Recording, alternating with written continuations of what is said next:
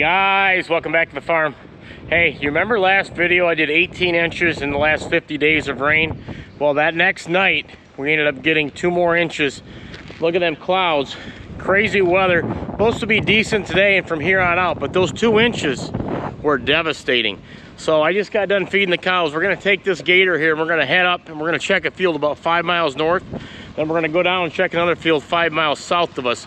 Like I said, here up on this farm, we're sitting on a gradual hill. Everything kind of goes down from there. That's west, that's south, that's east, and north it just goes. We're very lucky the way this farm is set up. But other places we're gonna go see aren't as set up as we might think. So let's get on the road. Let's go.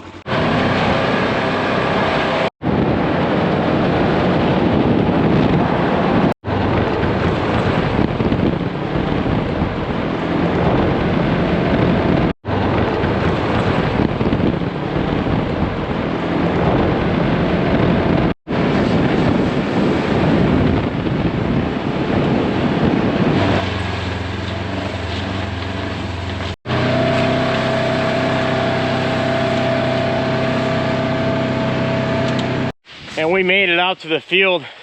On the other side of these trees, we're gonna fly over with the drone. That's our woods that you're looking at. And that's the field I wanted to check. That's 100 acres. It's a soybean field. We call that Evelyn's. Dad bought that when we were probably just in high school. He had got in there renting it with her. That was a big orchard with like probably 10 fence rows cut into these little fields. We cleared all that. Then we bought another 20-acre piece connecting to that. So that's over 100 acres. And it looks pretty good. There's a big washout in the center, it looks like. But for this amount of rain, to see any amount of all green through that field and some thicker spots, we're pretty happy with it. Back on the other side, you see they've got corn here. And she's just getting saturated in someone's soybeans. There's a trail on each side of this big ditch drain we're going to check out. The soybeans here look good. This wasn't exactly touched, but if you get over next to this drain, she's plumb full, and she blew the bank on the other side 100%. That's just full of water. This thing it's massive. This is no chump little ditch here, and she's just full. 20 inches of rain, and she's going that way towards Canada. We're going to make our way down and we're going to check out some other fields. Down this run, there's carrots, onions, sod, and a lot of corn. You'll see as it goes back up away from this, because this is all muck in here. This is all muck ground. When everything melted back in the day and the earth made its own little passageways, this was one of them. And then when we started cutting ditches and drains back in probably the 20s and 30s, naturally you're going to cut them in the lowest spot. And this is one of them. That's where that black dirt comes into play. So let's head up closer.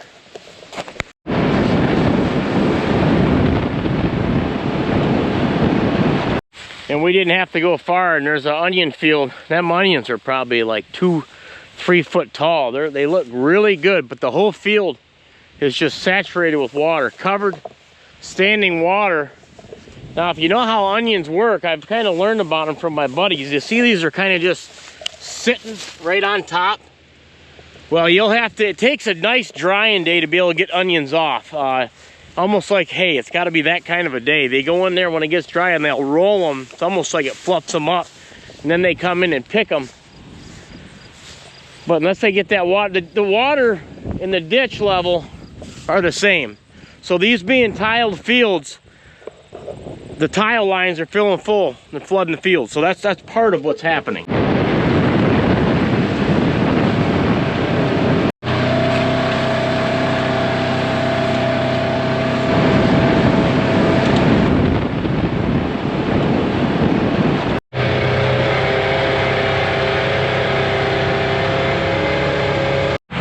On the other side of the ditch, you can tell that these onions were fully underwater. They're pumping one field off at a time. I mean, you'd have to have 50 pumps out here if you think you were going to pump all that off at once. This is going on both sides of this drain all the way down. That looks like about a 12-inch boot, and they've got a Massey Ferguson running that, and it's just pumping it over this bank and into the ditch. doing anything you can to salvage what's out in the field. I talked to my buddy that owns a lot of this, and he said, we're just trying to salvage what we can. A lot of loss. There's nothing you're gonna do. This electric motor contained pump filling these crocks, and they pump out of the crock.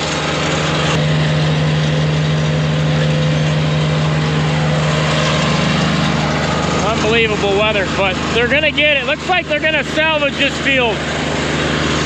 Onions, those are your onions. Wow, look at that water.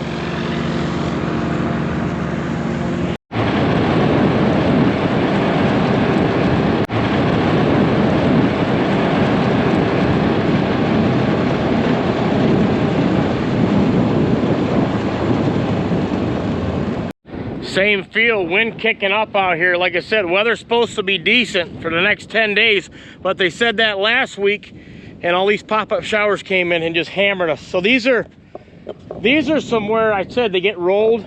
See, they're kind of putting windrows. You can see it up there more without this water kind of spread them everywhere. These are your onions.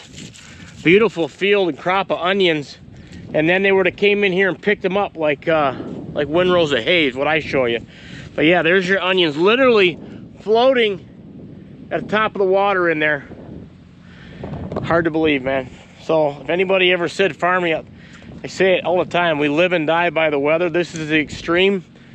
And this is the proof that it's never as easy as it seems, and just when in doubt, pray for your farmers. And here's the viaduct or the bridge that I came in off of. It is full of graffiti. It's hard to believe up in a country rural area like this, but I guess boys and kids will be kids, I guess.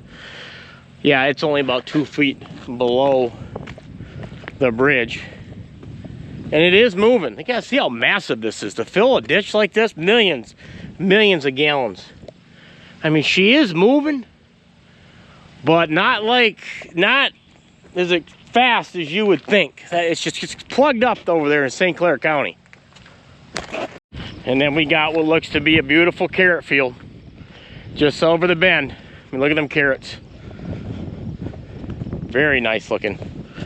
Very, very nice. Wow, saturated.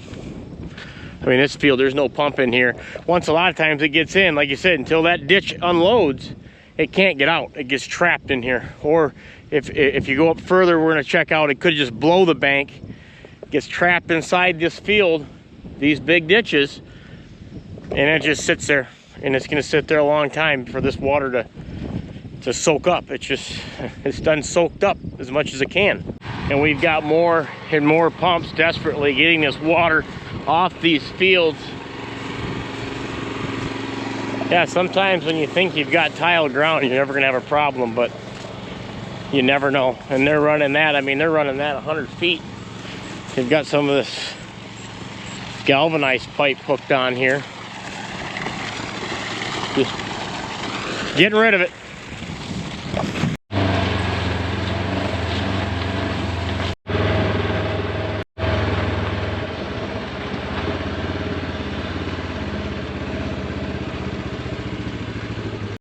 See, and we're further down from when we originally started. We're probably down a mile.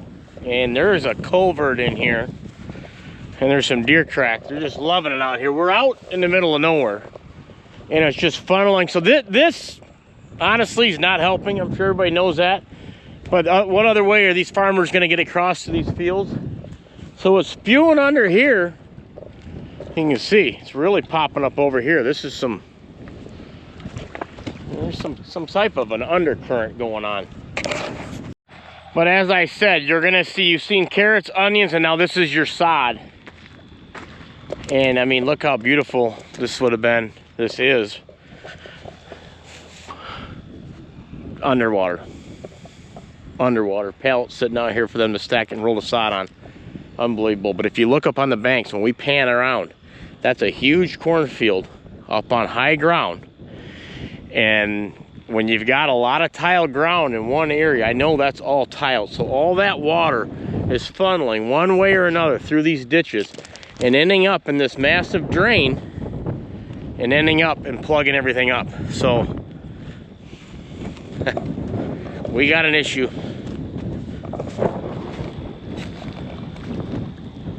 This is not no little chunk drain. And she's plumb full.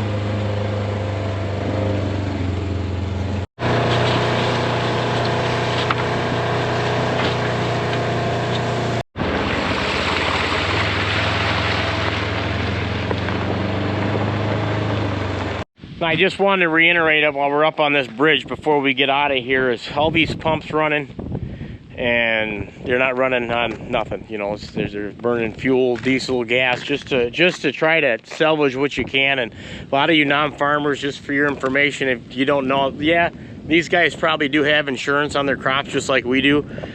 But when you're growing onions and carrots, it costs a lot of money to put even an acre in. We're talking thousands of dollars an acre to plant. It's expensive to plant corn like we do, soybeans, but not like vegetables. They've got a ton of money out on these crops, a ton. And when they draw and they collect insurance on some of these pieces, I mean, some of them fields that were flooded back there, those were 40 acre, 60 acre pieces. Those weren't no chump little pieces of farm ground. They were huge. You've seen it up there. They're gonna get back in their insurance, they're gonna get back maybe what they put in. They're gonna get back all their inputs. So that means they're not gonna make a dime off of either field that they're collecting on. So insurance is just to keep you from completely going under, but that's not a guarantee either, because if you got enough spots, you're just bringing back in, how would you like, they're basically not gonna make any money. That's why these farms are getting eaten up like that, because it's just the margins are, they're not what people think. They're very slim.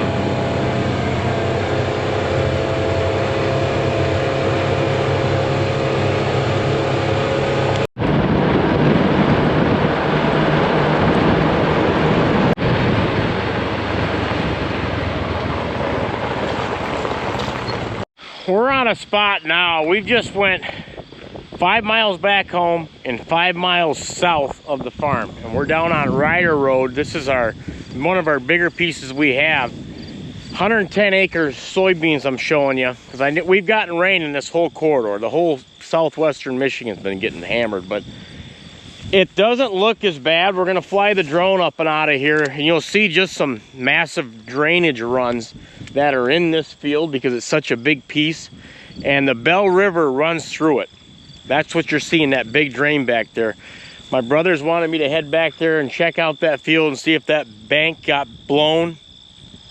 The Bell River's huge. It's bigger than that drain that we just left. Deeper. It's huge. It's an actual river. We've got a bridge you're seeing that you go over that bridge with the combine, the grain cart. That's how you get across that.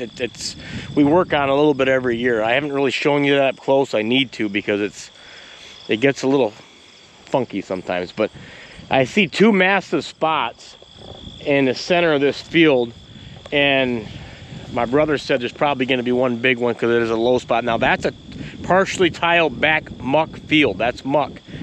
Muck all the way down here. So there's a big muck vein that runs through here in Michigan.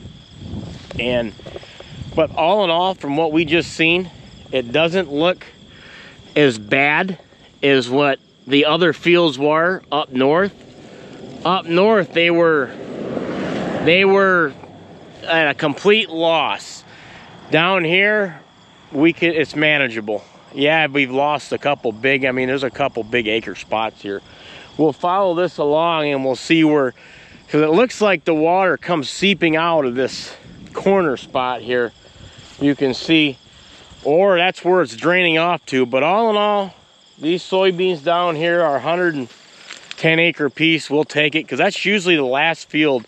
This is the last field that we plant, and it gets usually so dry that you'll actually see a lot of bare spots in this field, where this year you're just seeing a lot of water run spots, a lot of green spots. So all in all, non-tiled, back partially tiled, we're pretty happy with this 110 acres considering the weather. Now that was no-till with that John Deere 750 drill. That's a big part of it. We've learned on certain pieces, do not till it. Just go in there and plant it. and this was one of them, and it looks like it's the first year we did it. We've owned it probably 5 or 6 years. It took us a while to get on board with the no-till. We didn't have the drill for one. We just got it last winter. And we're on board now, and we'll see what other fields we decide to do that with. And we're home. I'm getting ready to cut my grass. It's been an extreme amount of times we've been cutting our grass, record amount. All that rain, it keeps growing. But another record is these apple trees in my backyard. They are massive. Never seen this many apples on there. Maybe you can tell me what kind of type of apple tree this is, but it's so big that it snapped a branch off. I've never laid down in my yard like this before. Like, I can't even mow around it. And I got the sissy girl out here. She's hanging out. How you doing, bud? Give her an apple off this tree. Here you go, bud. Here you go. That girl. She did a little face plant on her nose. Riding her little bike, she went head over handlebars already, but so we gotta lock her in here, keep her safe. Good girl. But if you look at this is a darker tree than this one. These are lighter leaves. Smaller apples. I think this tree here is for baking. And I'm not sure what it is, but I'm thinking maybe you can give me some advice. Should I want to pull this limb back in. Can you take and ratchet strap that in and pull that in? Well, it's never been even close. I used to be able to mow under this, but heck of a year for apples, I can tell you that. There's one here. Rochelle's down there raking another. There's another apple tree on the corner next to this maple, and she's raking them underneath the fence, you know, so the cows, they'll come up and eat them. They're over yonder right now hanging out, but yeah, that's gonna do it for the video. So lots of growth, if you didn't get flooded out, all we can do is wait for it to dry, keep cutting our grass, and hopefully we can hit the fields. If it stops raining from here on out, we're gonna be hammering more hay fields, chopping, third cutting, filling silos, and the list will go on and on. So on that note, everybody take care. See you in the next video. God bless.